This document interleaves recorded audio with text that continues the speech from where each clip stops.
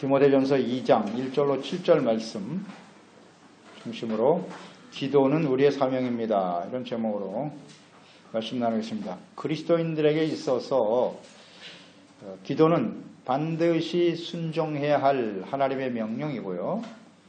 또 우리에게 주어진 사명입니다. 우리가 기도를 순종할 때 하나님께서 응답하시고 일하십니다. 하나님은 우리의 기도를 통해서 일하시는 분이십니다. 기도하지 않으면 하나님이 역사하실 수가 없습니다. 하나님의 나라와 뜻이 이 땅에 이루어지게 하는 중요한 통로, 그것이 바로 기도인 것입니다. 미국의 수도인 워싱턴에서 오래전 통계이긴 한데요. 1993년 한 해에 454명의 살인사건이 있었다 그래요. 살해되는 일이 있었는데 이것은 미국 전체 도시에서 가장 많은 살인 비율이라 그래요. 그래서 많은 도시가 있지만 그래도 워싱턴이 수도인데 이렇게 많은 사람들이 살해당하는 부끄러운 오명을 뒤집어 쓸 수 있겠는가. 굉장히 심각하게 생각해서 당시에 미국에 깨어있는 교회와 그리스도인들이 이 워싱턴을 위해서 집중적으로 중보기도를 시작했다 그래요.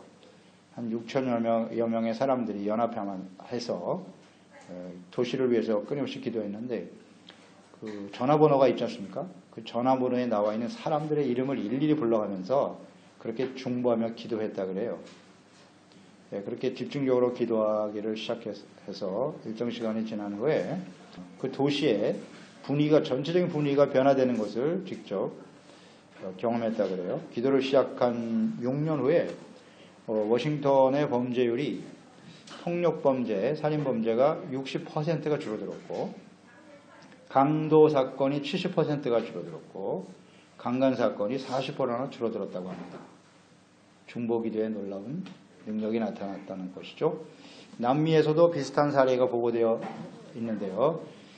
세계 여러 나라 중에 살인범죄율이 높은 나라 중에 하나인 과테말라, 세계 3위라 그래요. 그 과테말라의 알모롱가라고 하는 작은 도시가 있는데 여기도 동일한 현상이 나타났다고 그래요. 2만 명 정도가 사는 작은 도시인 알로문가는 당시에 무당, 점치는 사람들이 난무하고 그리고 매우 가난하고 폭력이 난무했던 그런 도시였다 그러네요.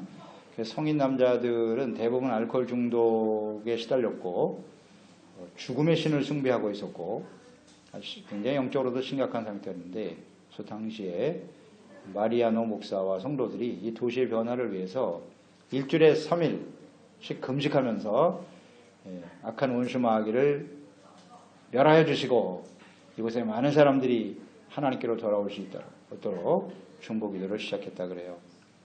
그래서 계속 기도를 했을 때 이제 많은 사람들이 복음의 말씀을 듣기 시작했고 그들이 회개하고 주님께 돌아오기 시작했어요. 놀라운 하나님의 부흥이 일어나게 되었다고 하죠. 그래서 그 마을이 대부분이 가톨릭가들이었는데 90% 이상이 주께로 회개하고 돌아와 교회로 몰려들기 시작했다 그래요. 90%가 돌아왔다. 놀라운 변화가 일어난 것인데요. 그리고 교회를 향해서 돌을 던지던 깡패들이 변화되어서 목사가 되고 그리고 마을의 술집이 그때 36개가 있었다고 하는데 33개가 문을 닫았대요. 장사가 안 돼서. 그리고 너무나 범죄율이 심각해서 교도소가 있었는데 너무 부족해서 더 증축하려고 계획을 세웠었는데 대부분의 교도소가 다 문을 닫고 그 교도소가 마을회관이나 결혼식장이 되었다. 그런 보고가 있습니다. 그래서 오늘날 이 알모론가는 그 어느 지역보다도 깨끗하고 행복한 거리로 변화되었다고 하죠. 그러니까 중보기도를 통한 하나님의 응답과 역사하심 때문이었다는 것입니다. 저런 그리스도인들은 참된 하나님의 일꾼이고 또 하나님과 이웃을 위해서 빛된 삶을 살아감으로써 생명과 구원의 역사를 이루어가야 될 하나님의 신실한 종들이죠. 그리스도의 참된 일꾼들인데 지난 시간 우리가 묵상했듯이 그리스도의 참된 일꾼들은 선한 싸움을 싸우는 자들이라 그랬어요. 그래서 이 선한 싸움에 주님의 명령을 순종해야 될 사람들이고 반드시 승리해야 합니다. 선한 싸움이란 하나님의 말씀에 순종하는 싸움이라고 그랬죠. 그리고 우리 육체에서 끊임없이 일어나는 육체의 정욕과의 싸움에서 승리해야 되는 것이고, 또 그 배후의 역사는 사탄과의 싸움이죠.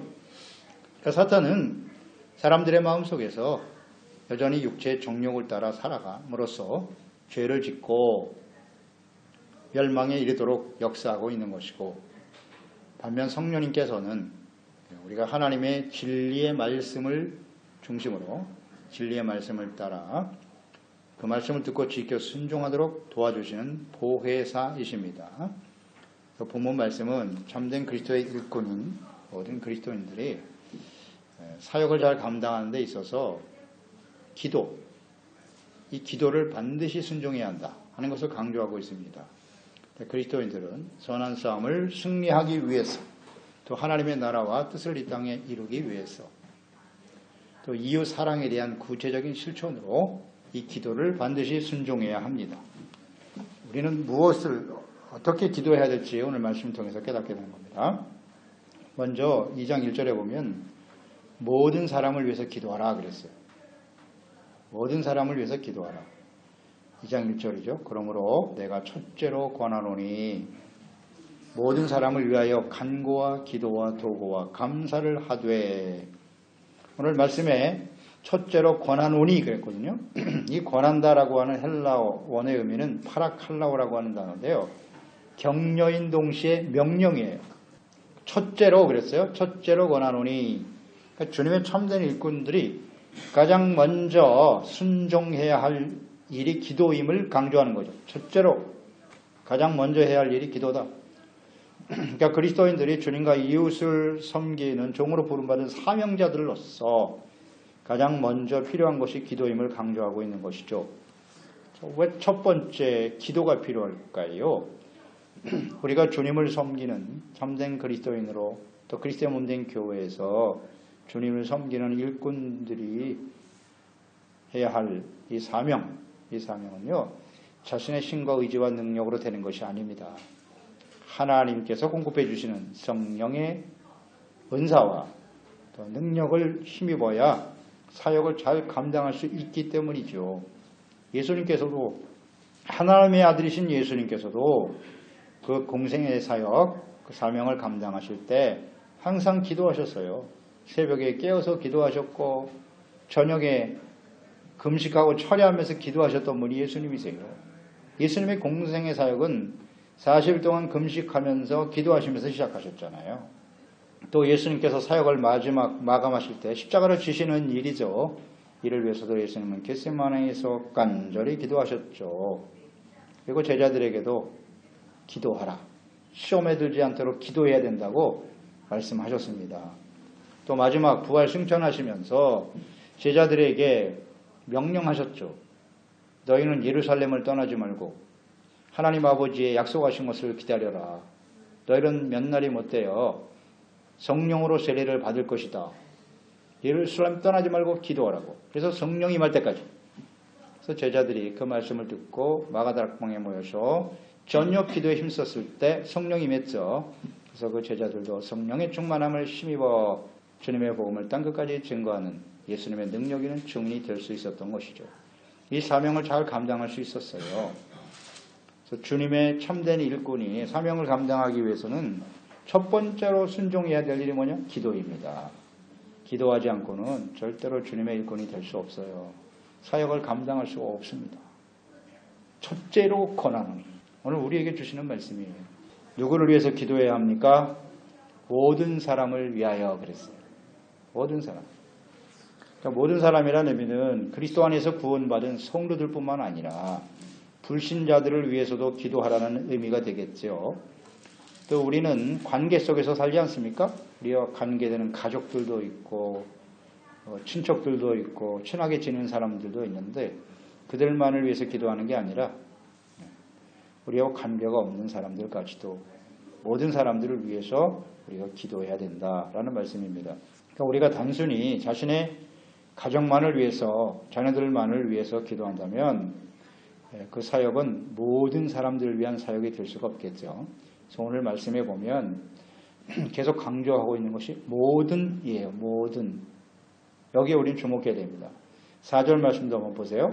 디모데전서 2장 4절에도 보면 하나님은 모든 사람이 구원받으며 진리를 아는 데 이르기를 원하시느니라.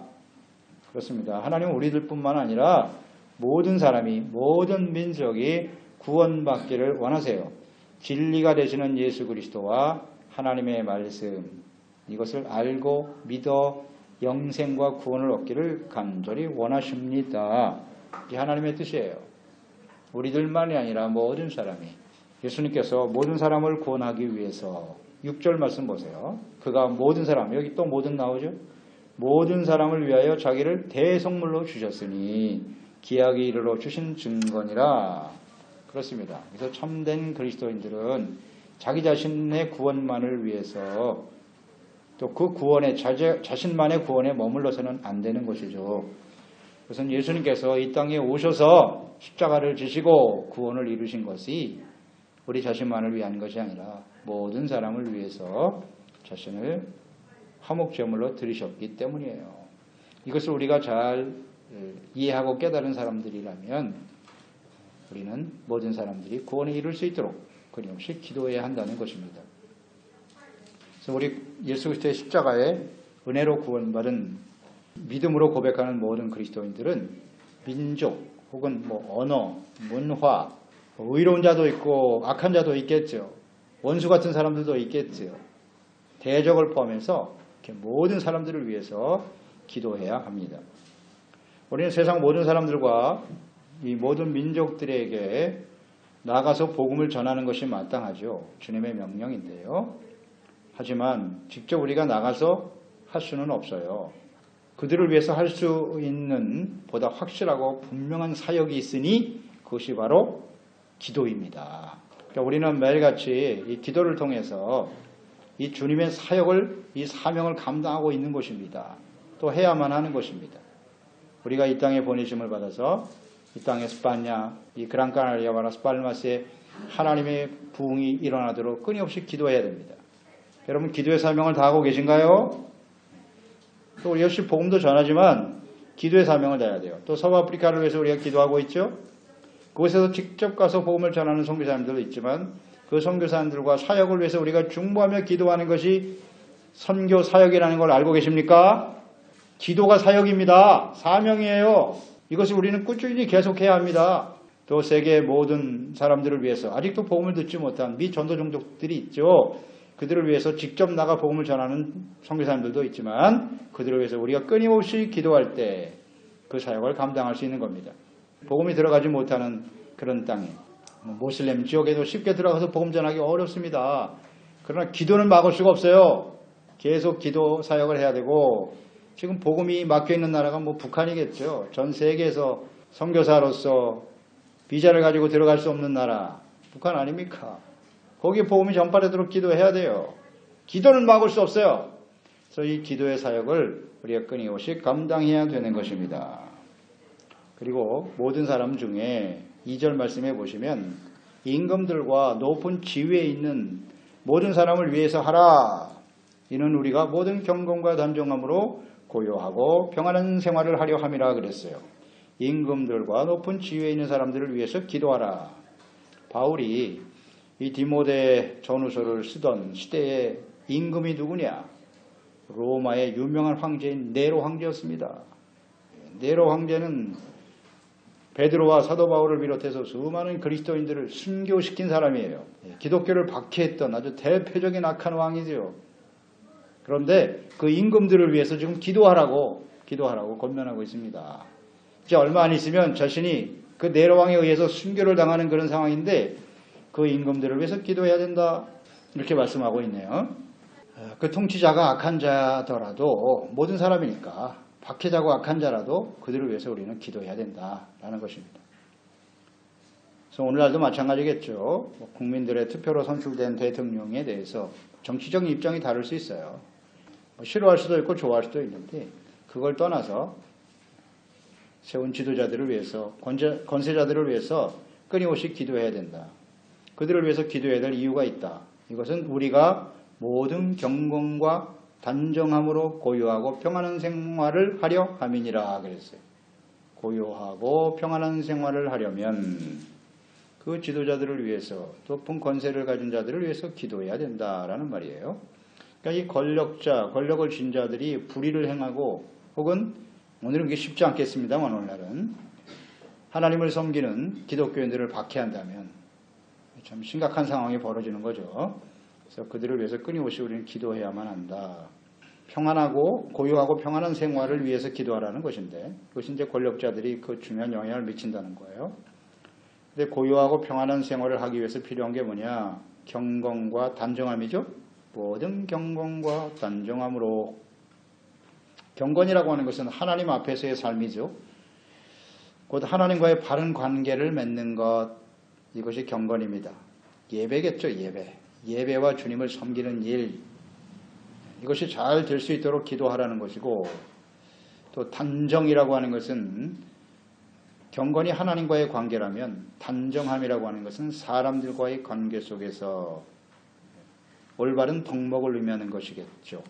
그래서 하나님을 바르게 예비하고 섬길 수 있도록 기도해야 되는 것이고, 그리고 우리가 단정한 모습을 통해서 많은 사람들에게 선한 영향력을 미칠 수 있도록 기도하라는 것입니다.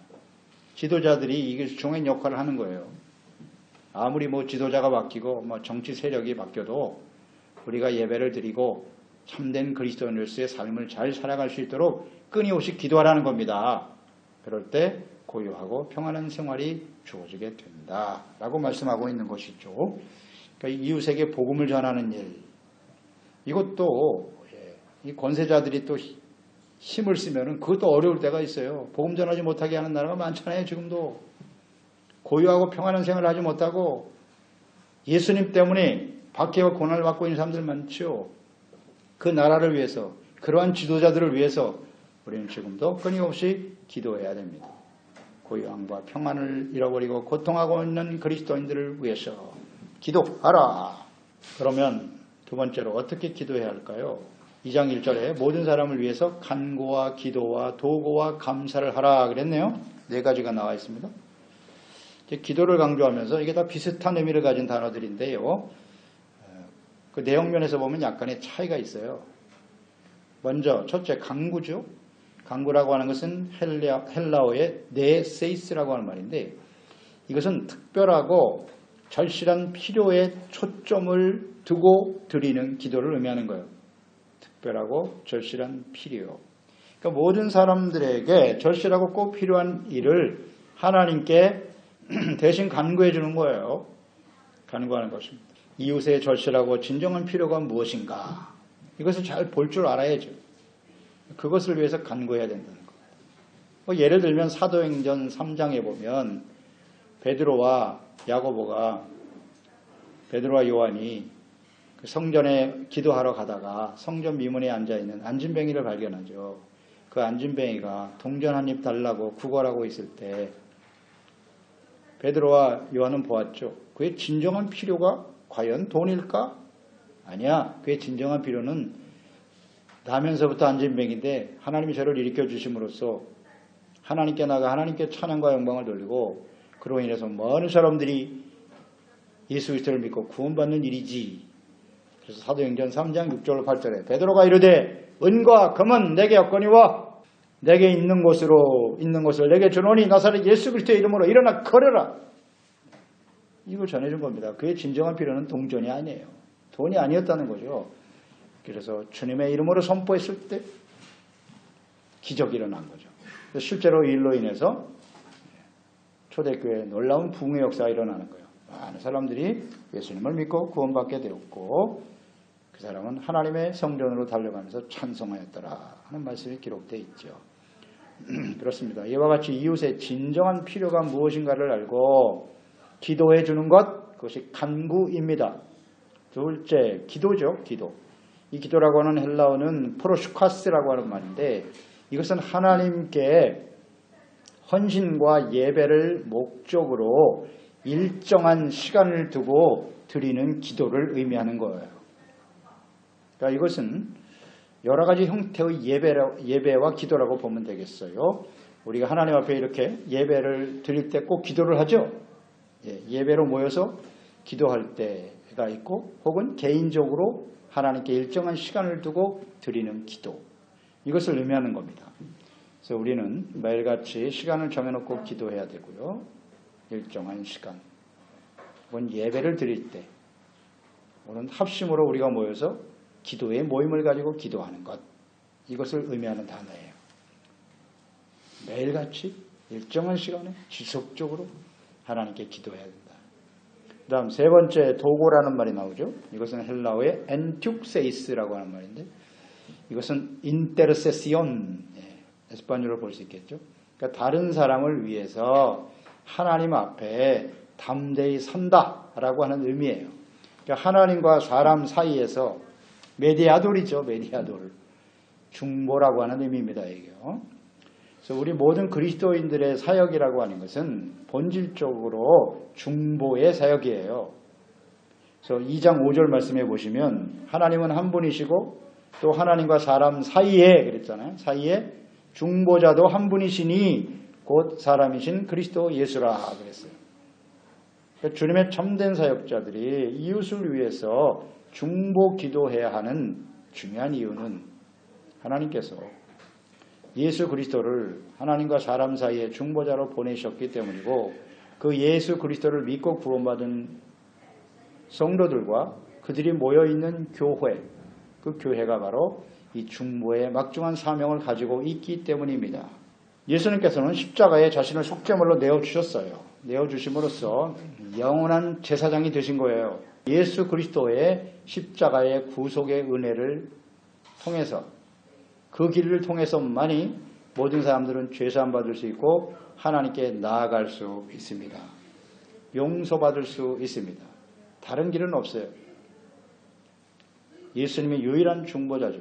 그러니까 중보자가 없이는 죄인된 사람들이 하나님 앞에 설 수가 없습니다. 나아갈 수가 없게 돼 있어요. 그래서 이 중보라고 하는 이 단어의 원래 의미는 다리를 놓는 사람이다. 그런 뜻이에요. 다리를 놓는다. 하나님과 사람 사이에 다리의 역할을 하는 거예요. 이게 중보죠.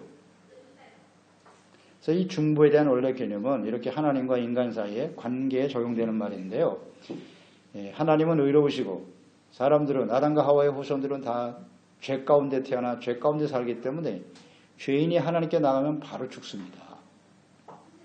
함께 하나님께 나아갈 수가 없어요.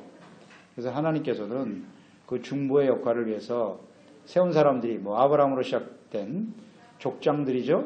모세 이런 사람들이 족장들이죠. 그리고 모세 이후에는 아론과 그의 아들들인 제사장과 레위 사람들을 중보로 세우셨어요. 제사장이 바로 중보자예요. 다리를 놓는 사람이에요. 그래서 그들이 하나님 앞에 온전한 제사와 예배를 성전에서 잘 드릴 때 하나님의 백성들의 죄를 하나님이 용서해 주시고 그래서 하나님과 하나님의 사람들이 만나서 참된 평화와 안식을 누릴 수 있도록 하신 거죠. 그래서 성전과 예배를 드리는 그 예배자들이 굉장히 중요한 중보자이거든요. 근데 이스라엘의 멸망의 원인이 무엇이뇨? 이 중보가 무너진 거예요. 예배가 사라지고 교회는 있는데 그곳에서 온전한 제사와 예배를 드리는 제사장들이 없어요. 그들이 부패하고 타락해버렸어요. 그래서 하나님의 진노의 심판이 하나님의 백성들에게 임하는 겁니다. 이 중보의 역할이 이렇게 중요한 겁니다. 그러니까 사람 제사장으로 이 문제가 해결이 안 되니까 하나님께서 하나님의 아들 예수 그리스도를 직접 보내신 거 아닙니까?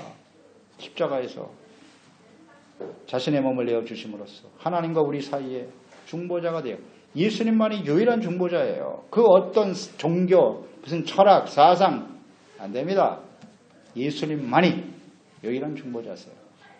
그것을 믿고 구원받은 우리 그리스도인들과 예수님께서 머리가 되시는 그 교회를 통해서만이 이 땅의 모든 사람들은 죄사함 받고 용서받을 수 있어요. 이 중보의 사명이 매우 크기 때문에 우리는 끊임없이 이 중보, 하나님과 사람들 사이에서 이 약한 세대 사이에서 끊임없이 중보의 기도를 드려야 하는 것입니다. 기도하지 않는 교회는 교회가 아닙니다. 이 중보의 사명을 깨닫지 못하고 끊임없이 하나님 앞에 그들을 위해서 세상을 향해서 아직도 구원받을 영혼들을 위해서 중보하고 기도하지 않는다면 그것은 온전한 주님의 사역자와 일꾼이라 할 수 없습니다. 중보, 기도가 이렇게 중요해요. 네 번째는 감사죠. 이것은 헬라어의 유카리스티아스라고 하는 말인데 이것은 가장 좋은 것을 드린다는 의미예요. 가장 좋은 것. 하나님께서 우리의 기도를 응답하시면 가장 좋은 것으로 주실 것이다.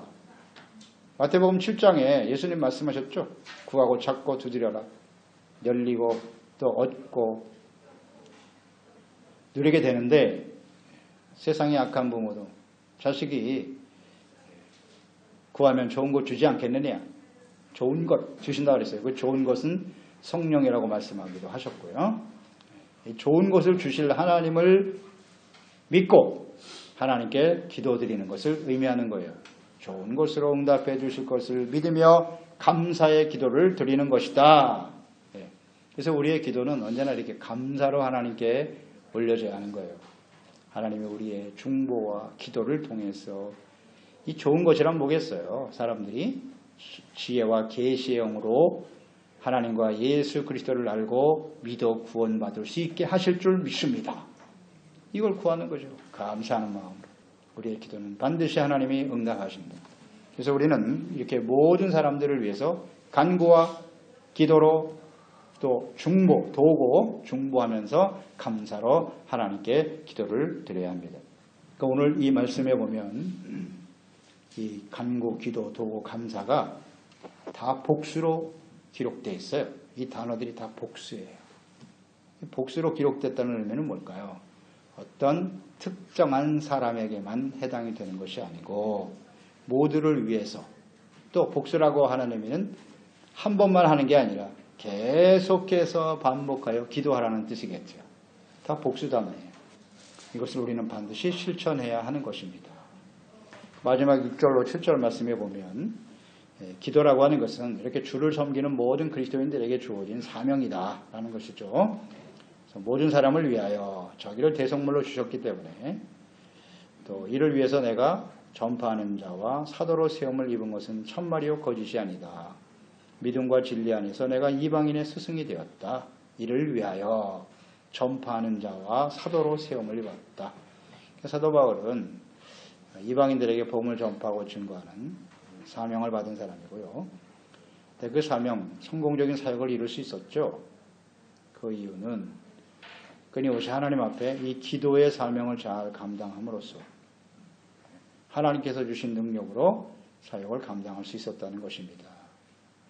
또 자기 자신뿐만 아니라 함께 하는 모든 교회와 성로들을 위해서 끊임없이 기도를 부탁하죠. 그래서 그 기도의 사역을 통해서 하나님이 주신 사명을 아름답게 이룰 수 있었다라고 고백하고 있는 것입니다. 그만큼 이 기도는 우리에게 주어진 아주 중요한 사명이에요. 이 기도의 사명, 이 사역을 우리가 잘 감당하고 있는지 생각해 봐야 합니다. 우리가 하나님 앞에서 교회 안에서 직분을 받기도 하고 주님을 섬기는 데 있어서 기도하지 않으면요 절대로 이 사명을 감당할 수 없어요. 기도하지 않은 목사 절대 안 됩니다. 기도하지 않는 재직들 사명을 다할 수 없어요. 반드시 기도가 가장 첫째라잖아요. 첫째가 기본이에요. 기도하는 사람이냐 아니냐. 기도하지 않는 사람은 다 자기 능력으로 하는 거예요. 자기 힘으로 하는 거죠. 자기 힘으로 어떤 결과를 이루면 어떻게 될까요? 교만해지죠. 기도하고 하나님이 공급하시는 능력과 은혜로 하는 사람은 언제나 겸손해요. 하나님이 하신 일인데요. 사도 바울 보세요. 그 놀라운 일을 행했지만, 놀라운 업적을 세웠지만 그는 겸손하잖아요. 마지막까지. 그게 어디서 오는 거예요? 특별한 사람인가요? 그렇지 않아요. 항상 기도로 깨어 있었기 때문에 이 모든 일을 이루어갈 수 있었다는 것을 우리 잊지 말아야 합니다. 불후의 명작인 기도하는 손, 여러분 그림 다 아시죠? 기도하는 손의 그림. 이것은 옛날 독일의 한 마을에 두 친구가 살고 있었어요. 두 소녀는 모두 미술에 뛰어난 재능을 가지고 있었다 그러죠. 하지만 둘 다 너무 가난했어요. 그래서 공부할 여건이 되지 않았습니다. 서로의 우정이 남달랐기 때문에 둘 가운데 하나가 친구를 위해서 잠시 자신의 꿈을 접었어요. 그리고 한 친구가 먼저 미술 공부를 하고 훌륭한 화가 되어 돌아오면 그 다음에 내가 공부하자. 그렇게 서로 이야기하고 먼저 그림 공부를 하기 시작한 사람이 있었죠. 이것이 이제 유명한 뉘른베르크의 화가인 뒤로. 하는 사람은 뒤로고 또 한 사람은 프란츠죠. 그래서 뒤로가 먼저 공부했어요. 공부하고 프란츠는 뒤에서 일을 하면서 친구가 공부할 수 있도록 도와주었죠. 그래서 이 뒤로가 먼저 어엿한 화가가 되어 고향으로 돌아옵니다. 가장 고마운 친구를 찾아갔겠죠. 프란츠를 찾아갔는데 그 집 대문을 열고 들어갔는데 집이 너무 허술해요. 사람도 없고 조용한데 어디서 소리가 나는 것 같아 찾아가 보니까 자기 친구 프란츠가 하나님 앞에 두 손을 이렇게 모으고 기도하는 모습이 눈에 들어왔어요. 모양은 남루한데 기도하며 간구합니다. 그 기도하는 소리도 역시 우리 친구 뒤로가 훌륭한 화가가 되어서 돌아올 수 있게 해달라고 기도하는데 그 기도하는 친구의 손이 마음에 크게 감동으로 다가와서 그 즉시 그 친구의 손을 그림으로 그렸다는 거 아닙니까? 불후의 명작인 기도의 손이 그렸다고 하지요. 불후의 걸작인 기도의 손을 그린 이 뒤로가 아주 이렇게 유명한 말을 남겼다 그래요. 기도하는 손이 가장 깨끗한 손이요. 가장 위대한 손입니다. 기도하는 자리가 가장 큰 자리요. 가장 높은 자리입니다. 기도하는 손, 기도하는 자리가 아름답게 하십시오. 불행한 사람은 자기만을 위해서 기도하지만 행복한 사람은 남을 위해 기도합니다. 이런 말을 남겼다 그래요. 그렇습니다. 우리 그리스도인들은 하나님께 부름받은 선한 싸움을 승리로 이끌어가야 될 또 그리스도의 몸된 교회와 우리 성도들을 섬기고 이웃을 섬겨야 될 중요한 사명자들이에요. 그런데 가장 첫 번째 순종해야 될 것이 기도다. 자기 자신을 위한 것이 아니라 이렇게 모든 사람들을 위해서 기도를 실천하는 사람들이 되어야 합니다. 그럴 때 하나님께서는 우리의 기도에 응답하여 주셔서 우리에게 주어진 사명, 또 이 폐역하고 악한 어두운 세대 속에서 많은 사람들을 생명과 구원의 길로 인도하는 사람이 될 것이에요. 맨날 걱정만 하지 말고요. 탄식만 하지 마시고요. 하나님 앞에 기도를 실천해야죠. 기도를 매일같이 실천하고 나아갈 때 하나님의 역사를 보게 될 것입니다. 기도하겠습니다. 디모데전서 2장 1절로 7절 말씀